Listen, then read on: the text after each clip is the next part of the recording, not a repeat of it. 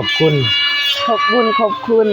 พ่อบุญทงและแม่ทิพย์และผู้ใหญ่ใจบุญที่ช่วยเหลือลูกขอให้สุขภาพแข็งแรงขอให้ชีวิตราบรื่นขอให้ร่ำให้รวยปรารถนาสิ่งใดขอให้ได้สิ่งนั้นและทีมงานเบิดสุขูสุคนนำเด้อ FC และผู้ใหญ่ใจบุญนำเด้อสาธุนี่น้ำหวานมื้อนี้เริ่มลงมือแล้วขอบใจเลยขอบใจลงมือแรกเลยเนาะมื้อนี้เอาน้ำหวานเดี๋ยวนี้ให้ทางสร้างเพิ่นจักเพิ่นยังกบใหม่เนาะลองกลับไปก็ได้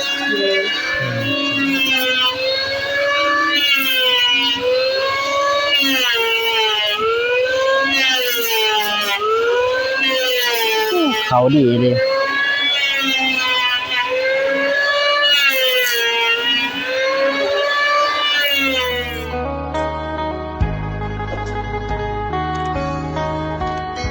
ถามมาพี่เด้อถึงเนาะอยู่เฮือนน้องปิ้นเพิ่นเลยทางลายสังแดงเพิ่นมามื้อนี้เพิ่นเลยลงมือวันแรกเพิ่นเลยป้าโถแล้วบ้านน้องพลเพิ่นก็ลงมือมาเลยเพิ่นเลยมาบ้านน้องปิ้นต่อเพิ่นเลยมื้อนี้ทางไอแดงเพิ่นก็จวดจ๊าดเลยเพิ่นเลยมากบเซาโถเพิ่นเลยโอเคเพิ่นเลยเดี๋ยวสิเข้าไปหาทางไอแดงอัปเดตให้เพิ่นพี่น้องเพิ่นได้เบิ่งในการเฮ็ดงานของไอแดงเลยบ้านน้องพินเป็นบ้านน้องพินวันแรกเลยตั้งแต่เริ่มกบเสาบ้านเลยโอเคเป็นอะไรหันหน้าตามให้กันเด้อพี่น้องเด้อก่อนอื่นก็กราบทักทายสบายดีและสวัสดีเด้อพ่อแม่พี่น้องเบิดสุขทุกคนพี่น้องการยินดีต้อนรับเข้าสู่ช่องบ่าวสายแชนแนลคือเก่าคือเดิมพี่น้องเอ้ยมื้อนี้ก็ซื้อน้ำหวานพี่น้องเอ้ยเพราะว่าทางอ้ายเพิ่นก็มาวันแรกบ่าวสายก็ซื้องบตัวเองก่อนพี่น้องเอ้ยเพราะว่าบ่มีงบทางผู้ใหญ่พี่น้องก็เลยบ่าวสายซื้องบตัวเองก่อนพี่น้องเอ้ยไปเดี๋ยวสิเข้าไปหาทางไอ้แดงเพิ่นพี่น้องเอ้ยซื้อมาบ่หลายดอกพี่น้องน้ำมะพร้าวแล้วก็น้ำส้มเดี๋ยวไปให้เพราะว่าบ่าวสายก็บ่มีต้นทุนหลายนี่แต่ซื้อก็ติดใหม่ติดมือมาโอเคพี่น้องไปเดี๋ยวสิเข้าไปหาทางไอ้แดงเพิ่นก่อนพี่น้องเอ้ยเดี๋ยวเอาน้ำหวานของทางแม่น้องพินก่อนพี่น้องแม่น้องพินดุมันพี่น้องโทษสบายดีเด้อแม่เฮ็ดหยังเมียนใหม่โอ้อะมาเรียนตอนมันเป็นเก่าตรงนี้โอ้เอาเอฟมาสักนิดโทษอ่ะน้ำหวานมื้อนี้เริ่มลงมือแล้วว่าเป็นหยังแม่นย่านเล็กน้อยเหยียบนั่นแหละแม่นนั่นเด้อสิไปหาทางไอ้แดงเพิ่นก่อนอัปเดตหน่อยโธ่พี่น้องเอ้ยเรียบร้อยมาแล้วพี่น้องทางไอ้แดงพี่น้องให้เขาไปหาทางไอ้แดงก่อนพี่น้องเอ้ยโธ่สบายดีเด้อไอ้แดงสบายดีสวัสดีเด้อโอ้มามื้อนี้เลยบ่ลงมืออ่ะขอบใจเลยขอบใจลงมือแรกเลยเนาะมื้อนี้ถูกกำลังมาบ่ด้นบ่กำลังมากำลังมือแรกเป็นหน่วยกบเสามื้อนี้สบายดีน้องพินเป็นยังไงบัดนี้ความรู้สึกสร้างเพิ่นได้มาเริ่มงานแล้วได้บัดนี้น้องพินเลยสวัสดีใจสบายดีอันนั้น FC สบายดีผู้ใหญ่ใจบุญและ FC นำเด้อและบ่สายเด้อนั่งเอาน้ำหวานขอบใจเลยล่ะค่ะ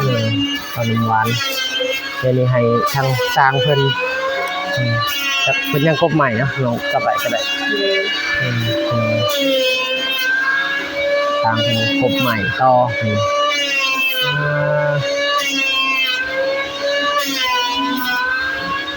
ลงมือไปมือละน้อย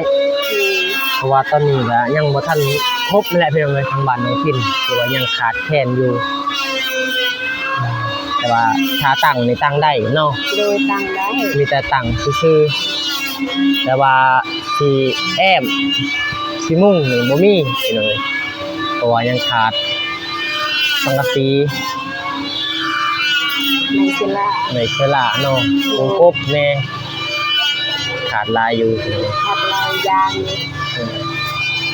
จะค่อยๆเฮ็ดไปเบิ่งเลยตั้งเบิ่งทำอะไรก็น่าจะตั้งไว้นั่นแหละเฮ็ดได้แนวมันบ่มีเนาะ เลย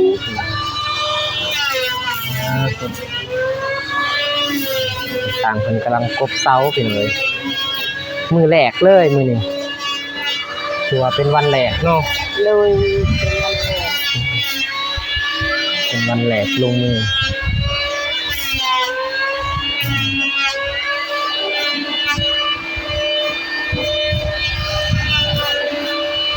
กำลังเศร้าแหลกเองนะ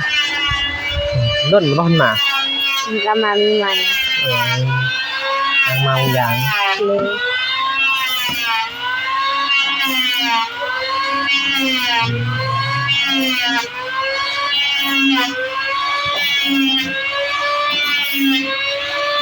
กบเสาเลย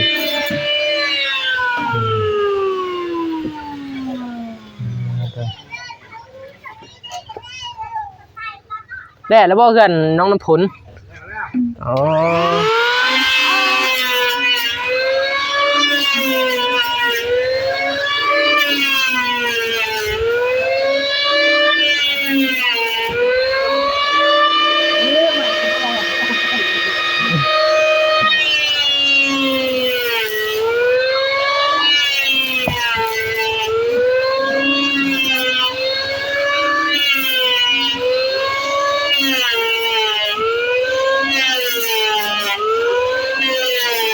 เขาดีเลย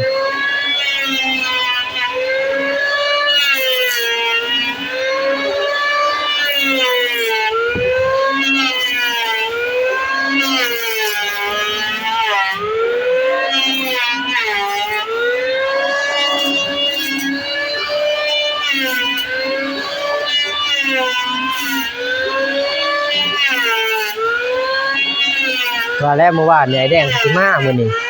มันก็มาว่าเพิ่นแล้วบ้านน้ำพลเลยเด้เมื่อวานเนี่ยเป็นหลายเพิ่นลงมาสำเร็จต่อบ้านน้องพินเพราะว่ามันสิฮอดฤดูฝนเลยนะแต่น้องพินจักไปอยู่ไส หัวจักเลย ยังบ่มีบ่นอนเนาะ เลย ตาอยู่นี่ก็นอนก็ลำบากคือเก่าน้องเพิ่นสิได้มาอย่างนี้อาจจะได้ยินเสียงกบปลากาบ่ค่อยได้ยินดอกพี่น้องสิแต่เบิ่งทางอ้ายเพิ่นกบใหม่แหละพี่น้อง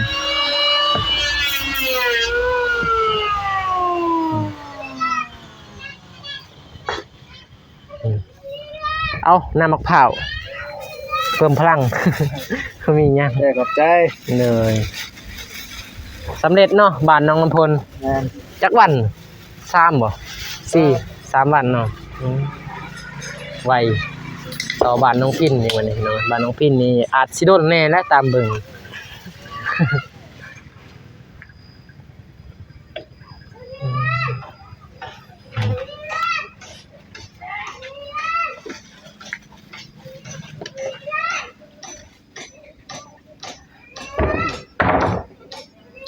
ไว้ได้เพิ่นเฮ็ดนามื้อเดียวนี่มื้อนี้นาสิแล้วเด้กบขนาดบ้านน้องจันทนายังสำเร็จกบ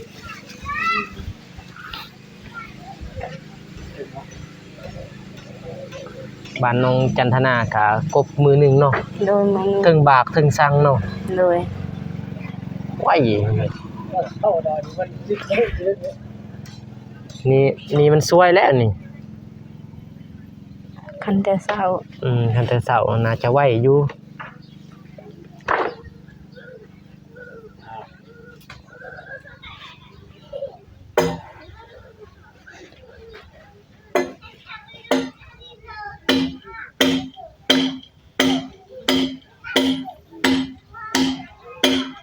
ตากคนด้นเนาะ เลยตากฝนตากแดดเลยเริ่มกุ้ง ตากแดดมันก็เลยกง ติและใหม่มันบ่คือเล็กเนาะ โดย เล็กขันตากฝนตากแดดนี่เป็นเมียงนี่เด็ก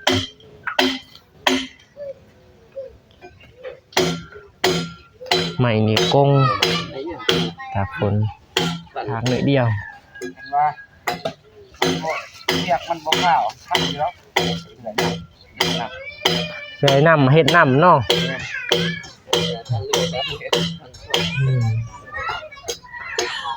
แต่เวียกมันไวติเดี๋ยวนี้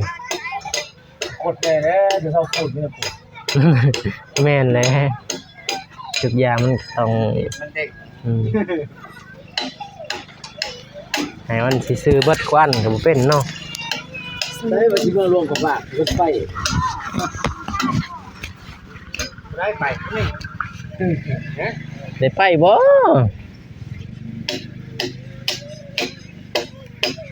เขาเป็นพอโชคแกนมือรวมกับว่า เท่าไหร่ โชคแกน 200,000ของหลวงพระบางจ้างรถนี่ บ่ดอก พอจะตัดแจ้งโอ้บ่พวกถ้าไปให้ไปเป็นนั่นแหละนั่งพอแต่ให้กินหยอก แม่นเลย จะไปจะบ่มีเงินสิได้เงินมาจะใช้บ่ ไปจะเป็น จำเป็นแหละ บ่อยู่ทำ เพราะว่าหลวงพระบางนี่ส่วนหลายมีแต่จีนนี่จีนอยู่หลายเท่านั้น เขาว่าจะ อืม จับคนพันแน่ บางคนก็ได้ผัวจีนมา คืออยู่เอาไปขายตู้ แม่นเพจนั้นมันเสี่ยงหลาย ผู้กันเขาจะไปมันเผาแล้วมันมักหน่อยแล้ว แน่นั่นแหละเดี๋ยวนี้ส่วนหลายมีแต่จีนแหละพี่น้อย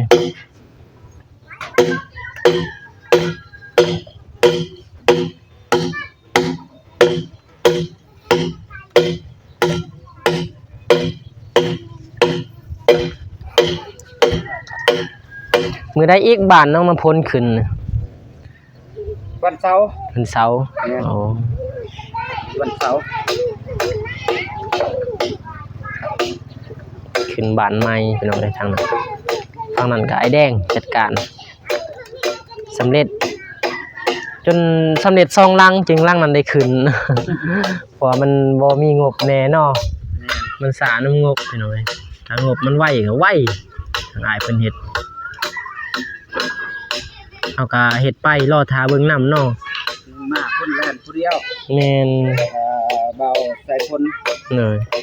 แล่นผู้เดียวว่าได้เจ็บหัวนำแล้ว เจ็บหัวเท่าแหละบ้านหลังหนึง เรือคนนี่มันธรรมดาได้ ยาก รีรอโอ้ยซื้อไปบ้านซื้อตัวนึงกับพิษ คัน จับพิษเซากับพิษบัดนี้เอาน้ำอ้ายเซา4เม็ดเพิ่นซื้อเซาเขาหันมาเฮ็ด3เม็ดดินเซาอันเท่าเก่ามันเลยช้าไปเวลานะ มันสาตัวนั้นเนาะแม่นเลย ไล่เป๊ะๆคือเบาหนุ่งไล่ถูกเลยเลยซอย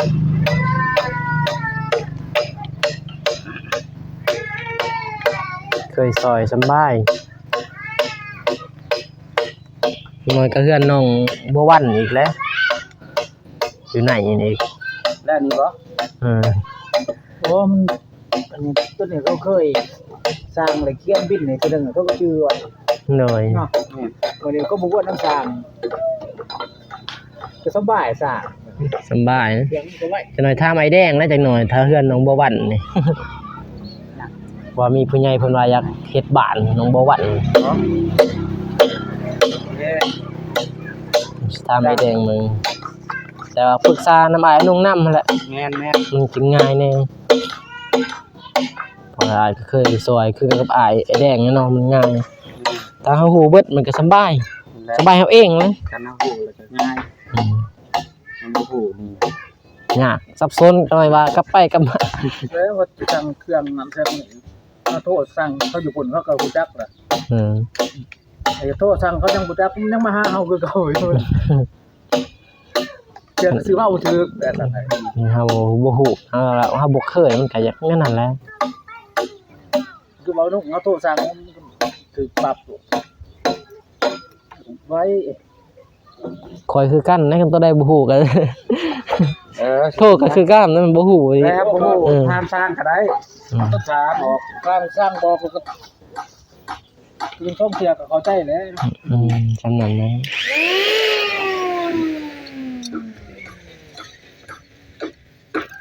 เข้าใจมันตัวละเอียดก็ถามอีกก็หน้าที่เฮาเฮ็ดให้ มันสำบายเฮาเองสบายเฮาบ่ได้กลับไปกลับมา แล้วคือกับ ลองนั่นนะ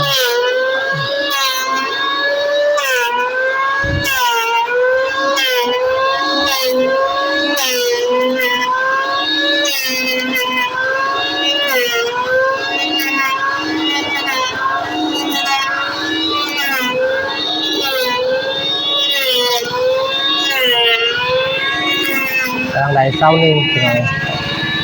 เด็กเศร้าหนึง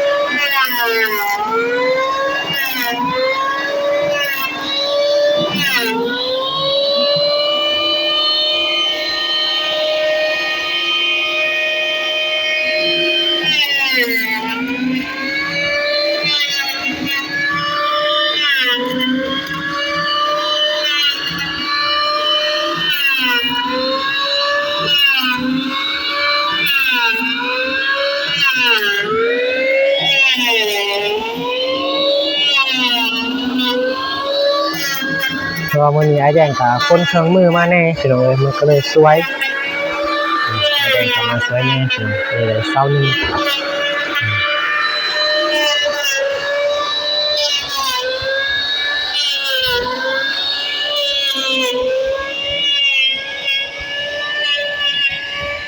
เกียนตีนนั่นเนาะเกียนตีน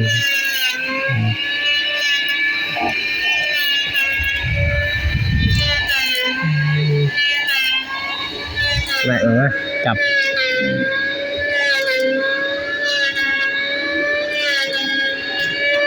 หมดเดียวเลยบอกกลับบ้านน้อง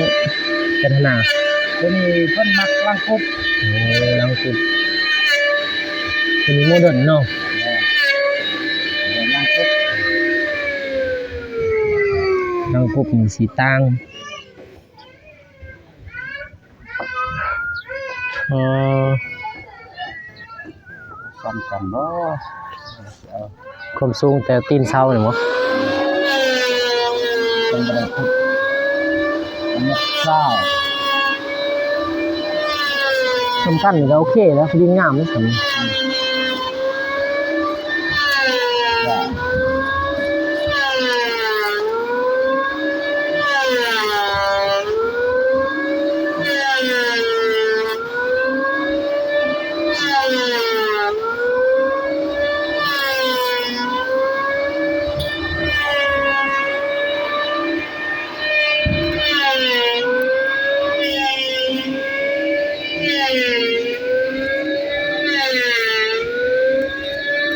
เม็ดสาว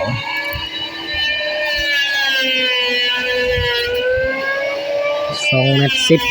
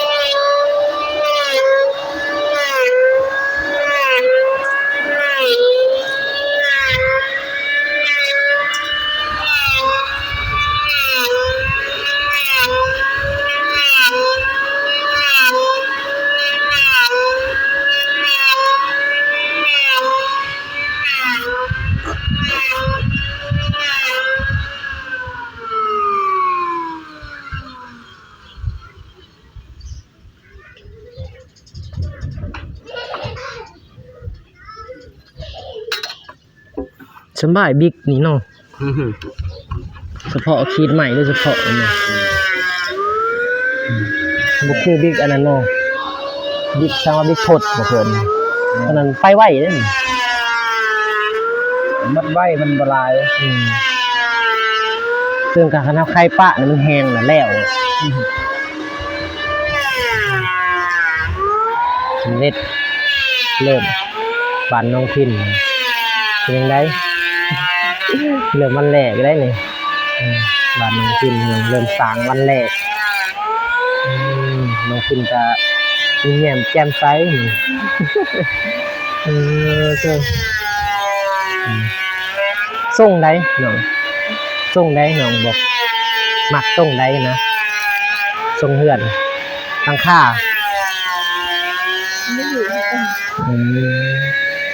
เป็นไรแดงว่ามักตั้งค่าปุ๊บมักได้เลยบ่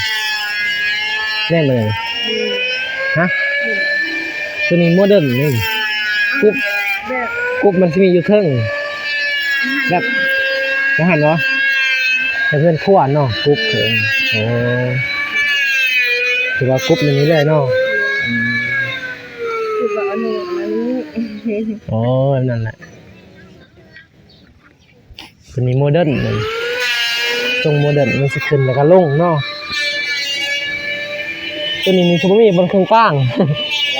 ว่าบ่มีบนเครื่องกลางนะบ่มีแผ่นใส่เครื่องกลางสบายกันเป็นไงแน่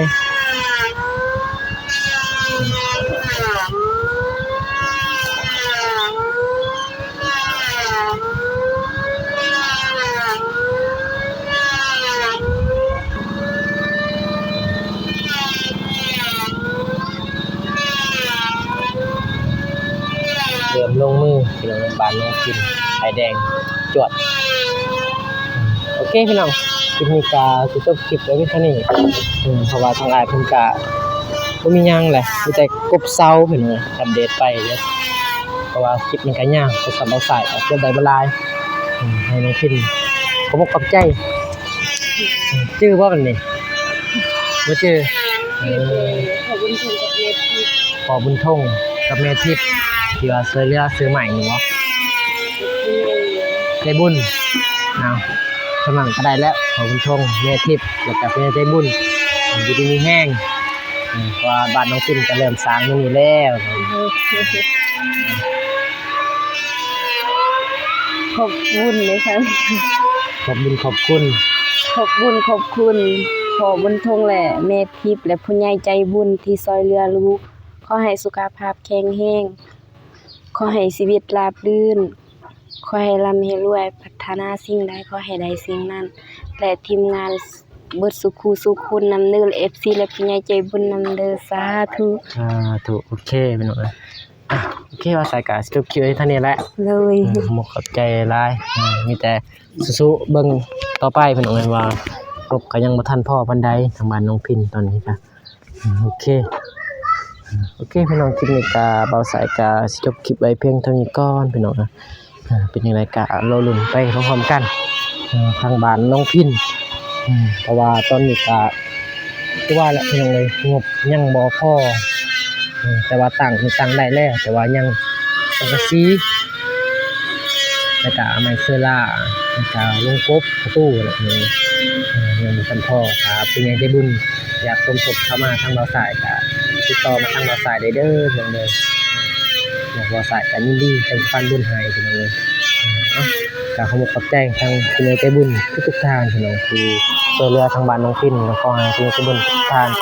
จงมีแต่ความสุขกายสุขใจพี่น้องปรารถนาสิ่งใดก็ขอให้ได้สิ่งนั้นให้ดลปรารถนาความเจ็บอย่าได้ความไข้อย่ามีขอให้หังให้มีให้ร่ำให้รวยเบิดทุกคนเด้อพี่น้องเด้ออยู่ดีมีแห้งให้ทุกคนพี่น้องปะพี่น้องพอกันไหมในคลิปหน้าพี่น้องคลิปนี้ก็สิขอกล่าวคำว่าก็ทางหลายคนก็ลงมือในมื้อนี้แหละพี่น้องเด้อขอกล่าวคำว่าสบายดีเด้อพี่น้องเด้ออยู่ดีมีแห้งทุกคนพี่น้องพอกันไหมในคลิปหน้าหรือว่าอีกที่หน้าเป็นยังไงก็ติดตามชมเป็นว่าไปเลยเพราะว่าสับเดียทางบ้านน้องพินต่อไปเลยพี่น้องมาน้องเทวนาก็สำเร็จเสร็จสิ้นแล้วไปพี่น้องบ๊ายบายเด้อพี่น้อง